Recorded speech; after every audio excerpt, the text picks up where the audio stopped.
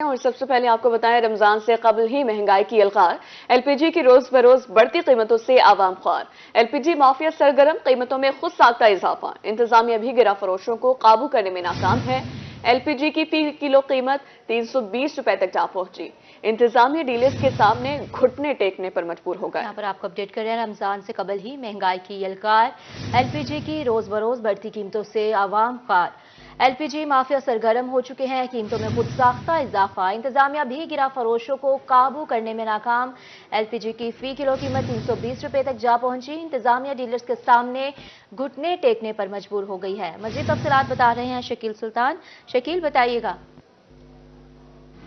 जी बिल्कुल, नाजायज मुनाफाखोरों ने गरीब आवाम को दोनों हाथों से लूटना शुरू कर दिया है। रमजान और मुबारक शुरू होने को है और एलपीजी की तलब भी बढ़नी थी, लेकिन उससे पहले एलपीजी माफिया ने एलपीजी की कीमतों को खुद साख्ता तौर पर हैरान कुन हद तक बढ़ा दिया है। एलपीजी की सरकारी कीमत 257 है और मार्केट में 320 रुपये फी किलो फरोख्त होने लगी है। और पाकिस्तान के जो डीलर एसोसिएशन है एलपीजी की, उन्होंने भी इस हवाले से प्रेस रिलीज जारी की है कि मरियम नवाज वज़ीर आला पंजाब के मुतालबा किया है कि एलपीजी जो प्लांट्स हैं उनको लगाम डाली जाए ताकि दुकानदार भी कम रेट पर फरोख्त करें। मैं इस वक्त मुल्तान के ही एक रिफिलिंग स्टेशन पर मौजूद हूँ। हम दुकानदार से बात करते हैं। दरअसल ना प्लांट वाले हमारी ना इत्तेफाकी का ना फ़ायदा उठाई खड़े हैं। हर बंदे को अंदर रूनी खाते रिलीफ मिल रहा है। जो हमारे जैसे रक्शे वालों में थोड़े थोड़े सिलेंडर भेजते हैं ना, वो उनसे बराबरी कर लेते हैं, बड़ी गाड़ियों वालों को देते हैं रिलीफ। हमारे सदर से गुजारिश है, इरफान कोकर से, कि इनको सारों को एक ही टेबल पे लेकर आए और ये प्लांट वालों को ना इनको थोड़ा सा पटा डालें। ये नजायज कल रेट 3100 था, आज रेट 3300 है। अब ये 300 रुपये बेच रहे हैं, हमें बताओ हम कैसे पूरे करें। अच्छा, मुल्तान में कितने लोकल प्लांट्स हैं, कितना खर्चा पड़ता है लेके आने का, आगे क्या बचत हो रही है नहीं हो रही? मुल्तान में 9 से 10 प्लांट हैं लोकल। ये शाम को इकट्ठे होते हैं और अपना ही रेट निकाल देते हैं। जरा सा कहीं पे सैलाब आ जाए, बारिश आ जाए, वो नजला हमारे ऊपर गिरता है। एलपीजी प्लांट्स पर कोई कंट्रोल नहीं है। अगर वहां से कीमतें कम करवाई जाएं तो इधर कम हो सकती हैं, नहीं तो एलपीजी जो है वो माह रमजान में आम शहरी के लिए खरीदना, इस्तेमाल करना जो है वो ख्वाब बन जाएगी, क्योंकि सुई गैस बर वक्त दस्तियाब नहीं होती। मजबूरन एलपीजी खरीदते हैं, लेकिन उसकी कीमत भी गरीब की पहुंच से कोसों दूर चली गई है। जी शकील सुल्तान, बहुत शुक्रिया आपके तफसीलात के लिए।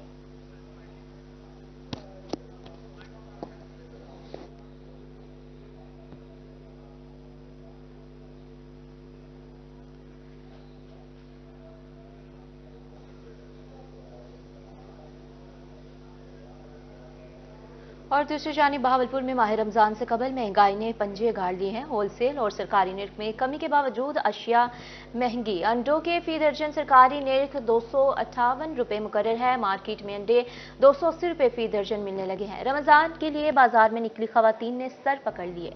मजीद क्या तफसीलात हैं, जानेंगे ताहिर जोया से। ताहिर, अपडेट कीजिएगा। बिल्कुल जी, माह रमजान की आमद से कबल ही महंगाई का तूफान बाजार में कायम कर दिया गया है। मंडा जो एक दफा फिर बाजार में मसनूई तौर पर महंगा कर दिया गया है, लेकिन होलसेल की जो कीमत है उसमें मजीद कमी देखने में आ रही है। और हमारे साथ होलसेलर मौजूद है, उनसे बात कर लेते हैं। ये क्यों डिफरेंस आ रहा है? बाजार में अंडा महंगा है, होलसेल में सस्ता हो गया है। जी अस्सलाम वालेकुम। बाज़ार में जो है ना, रमज़ान शरीफ की आमद की वजह से लोगों ने जो है ना बस अंडे ज़रा सेल ज़्यादा हुई है तो रेट बढ़ाना शुरू कर दिया है। वैसे गवर्नमेंट की तरफ से रेट कोई इतना खासा नहीं बढ़ा। बाहर जैसे रमज़ान की वजह से रेट हर चीज़ के बढ़ जाते हैं, इस वजह से उन्होंने जो है ना अंडे का भी रेट तेज कर दिया। बताइएगा जी, क्या डिफरेंस है बाजार में और आम होलसेल में? और इंतजामिया जो है दावा तो कर रही है, उस पर क्या कहेंगी? अस्सलाम वालेकुम। मैं ये अपनी ग्रॉसरी के लिए निकली थी बाहर, तो अब ये रमज़ान शरीफ की वजह से इतनी महंगाई हो गई है कि जो 1 रुपए की चीज़ थी, सपोज जो 1 रुपए की चीज़ थी वो अब 10 रुपए में मिल रही है। अपनी मनमानी कर रहे हैं जो शॉपकीपर्स हैं, कोई किसी का कोई कंट्रोल नहीं है। उनके नुमाइंदे कह लें गवर्नमेंट के, वो उनको चाहिए ना कि वो कंट्रोल करें, वो चेक एंड बैलेंस करें कि जो गवर्नमेंट के रेट हैं उस रेट पे दे रहे हैं, वो लिस्टें चेक करें। जी, गरीब आवाम कहाँ जाएं, ये सूरत हाल है। खवातीन भी परेशान है। होलसेलर्स के मुताबिक अंडे सस्ते हो गए हैं, बाजार में अंडे महंगे हैं। इसी तरह से सब्जी और फ्रूट जो है वो अपने रेट से तकरीबन 20 और 25% जायद किए जा रहे हैं। मुतालबा यही है कि जिला इंतजामिया रेट जो है रमजान से कबल कंट्रोल करे। जी ताहिर, बहुत शुक्रिया। रमजान मुबारक में रिलीफ की फराहमी का मिशन। मुजफ्फरगढ़ में यूटिलिटी स्टोर्स पर सस्ते आटे की फराहमी शुरू कर दी गई। रीजनल मैनेजर यूटिलिटी स्टोर्स ने आटे की तकसीम के अमल का जायजा लिया है। तफसीलात जानते हैं आमिर डोगर से। आमिर, अपडेट करें। जी बिल्कुल, रमज़ानुल मुबारक की आमद के साथ ही हुकूमत की जानिब से रिलीफ पैकेज जो है वो शुरू कर दिया गया और मुजफ्फरगढ़ के तमाम यूटिलिटी स्टोर्स पर सस्ते आटे की फरामी जो है वो शुरू कर दी गई है। रीजनल मैनेजर नैयर अब्बास साहब हमारे साथ मौजूद हैं। सर, क्या प्रोसेस होगा, ज़रा बताइए। जी बिस्मिल्लाहिर्रहमानिर्रहीम। रमज़ानुल मुबारक के बाबरकत महीने में जैसे कि हमेशा की तरह यूटिलिटी स्टोर्स कॉरपोरेशन इस दफ़ा भी सबसे आगे है अवाम की खिदमत के लिए, और वज़ीर आज़म पाकिस्तान जनाब मियां मोहम्मद शहबाज शरीफ की खसूसी हिदायत पे और 7.5 अरब रुपए का उन्होंने पैकेज दिया है, जिसमें आटा, घी, चीनी, दालों के अलावा सब्सिडी बहुत सारे ब्रांडेड नॉन ब्रांडेड आइटम्स पे भी है। और ख़ास तौर पे आटे के हवाले से वज़ीर आज़म साहब की खसूसी हिदायत जो है की गई है कि अवाम को हमने सस्ता आटा तो पूरे रमज़ान मुबारक में प्रोवाइड करना है, जिस हवाले से मोबाइल स्टोर सर्विस का आगाज़ भी मुजफ्फरगढ़ रीजन में कर दिया गया है और उसके अलावा स्टैटिक सेल पॉइंट्स भी बना दिए गए हैं जहां पे आवाम को हम जो है सस्ता आटा इंशाल्लाह प्रोवाइड करेंगे।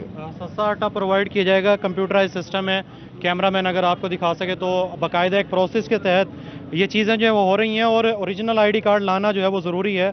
उसके बाद जो है 10 kg का जो आटा है इस हवाले से जो वो फराम किया जाएगा। जी आमिर टोगर, बहुत शुक्रिया।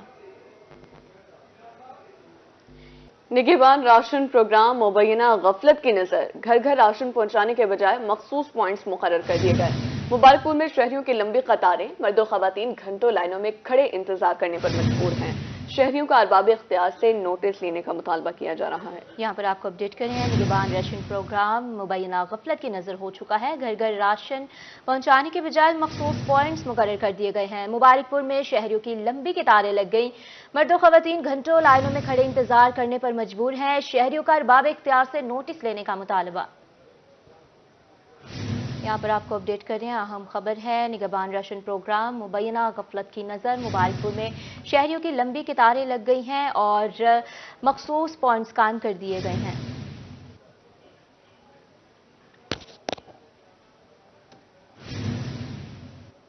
आगे बढ़ते हैं बुलेटिन में, यहाँ बात करेंगे N 148 में मुतवक्के ज़िमनी इलेक्शन के बारे में। मुस्लिम लीग नून और पीपल्स पार्टी के दरमियान सीट एडजस्टमेंट। नून लीग N 148 पर अपना उम्मीदवार खड़ा नहीं करेगी। N 148 से पाकिस्तान पीपल्स पार्टी से अली कासिम गिलानी उम्मीदवार होंगे। N 148 से साबिक वजीर आजम यूसुफ रजा गिलानी जीते थे और सेनेटर मुंतखब होने के बाद यूसुफ रजा गिलानी कौमी असम्बली की नशिस्त से मुस्ताफी होंगे। N 148 में मुतवक्के ज़िमनी इलेक्शन। मुस्लिम लीग नून और पीपल्स पार्टी के दरमियान सीट एडजस्टमेंट। नून लीग N 148 पर अपना उम्मीदवार खड़ा नहीं करेगी। N 148 से पाकिस्तान पीपल्स पार्टी से अली कासिम गिलानी उम्मीदवार होंगे, जबकि N 148 से साबिक वज़ीर आज़म यूसुफ रजा गिलानी जीते थे। सेनेटर मुंतखब होने के बाद यूसुफ रजा गिलानी कौमी असम्बली की नशिस्त से मुस्ताफी होंगे। यहाँ पर आपको अपडेट करें, नून लीग N 148 पर अपना उम्मीदवार खड़ा नहीं करेगी। आपको बता रहे हैं, मुस्लिम लीग नून और पीपल्स पार्टी के दरमियान सीट एडजस्टमेंट और पीपल्स पार्टी से अली कासिम गिलानी उम्मीदवार होंगे। N 148 से साबिक वज़ीर आज़म यूसुफ रजा गिलानी जीते थे। सेनेटर मुंतखब होने के बाद यूसुफ रजा गिलानी कौमी असम्बली की नशिस्त से मुस्ताफी होंगे। आपको बता रहे हैं, N 148 से पाकिस्तान पीपल्स पार्टी से अली कासिम गिलानी उम्मीदवार होंगे। सेनेटर मुंतखब होने के बाद यूसुफ रजा गिलानी कौमी असम्बली की नशिस्त से मुस्ताफी होंगे। और मुस्लिम लीग नून और पीपल्स पार्टी के दरमियान सीट एडजस्टमेंट के बारे में आपको बता रहे हैं, N 148 में मुतवक्के ज़िमनी इलेक्शन की बात हो रही है। N 148 से पाकिस्तान पीपल्स पार्टी से अली कासिम गिलानी उम्मीदवार होंगे। N 148 में मुतवक्के ज़िमनी इलेक्शन के हवाले से अपडेट करें आपको। नून लीग N 148 पर अपना उम्मीदवार खड़ा नहीं करेगी। मजीद तफसीलात जान लेते हैं सैयद जुहैब बुखारी से। जुहैब, बताइएगा नून लीग में सीट एडजस्टमेंट के हवाले से। जी बिल्कुल, ये बड़ी पॉलिटिकल डेवलपमेंट जो है वो सामने आई है और NA 148 में मुतवक्का वक्त है वो ज़िमनी इलेक्शन जो है वो होने जा रहा है। तो इस सिलसिले में एक बड़ी खबर जो है वो अब सामने आ चुकी है कि NA 148 मुल्तान में मुस्लिम लीग नून और पीपल्स पार्टी के दरमियान जो है वो सीट एडजस्टमेंट जो है वो हो चुकी है। और जरा ऐसा कहते हैं कि नून लीग NA 148 पर अपना उम्मीदवार खड़ा नहीं करेगी।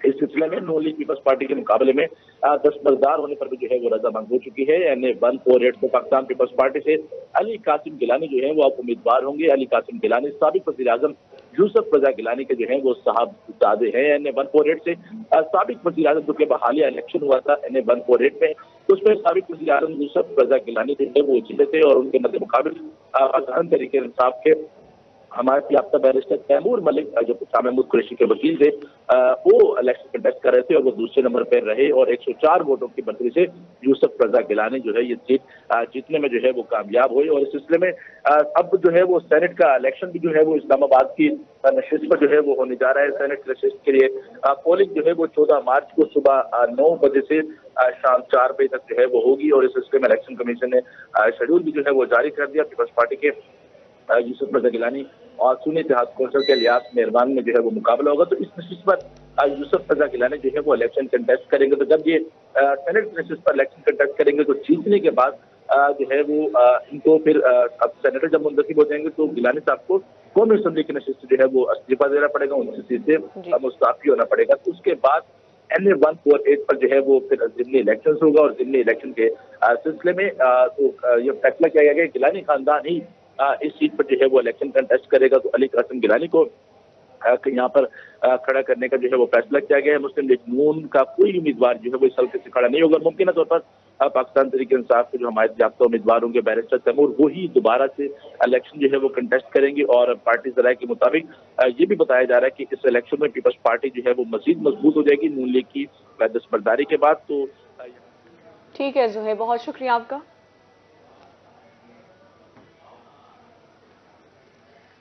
आपको यहाँ पर अपडेट कर रहे हैं। नून लीग NA 148 पर अपना उम्मीदवार खड़ा नहीं करेगी। NA 148 में मुतवक्किल ज़िमनी इलेक्शन के बारे में आपको बता रहे हैं। मुस्लिम लीग नून और पीपल्स पार्टी के दरमियान सीट एडजस्टमेंट हो चुकी है। NA 148 से पाकिस्तान पीपल्स पार्टी से अली कासिम गिलानी उम्मीदवार होंगे। NA 148 से साबिक वज़ीर आज़म यूसुफ रज़ा गिलानी जीते थे। सेनेटर मुंतखब होने के बाद यूसुफ रज़ा गिलानी कौमी असम्बली की नशिस्त से मुस्ताफ़ी होंगे।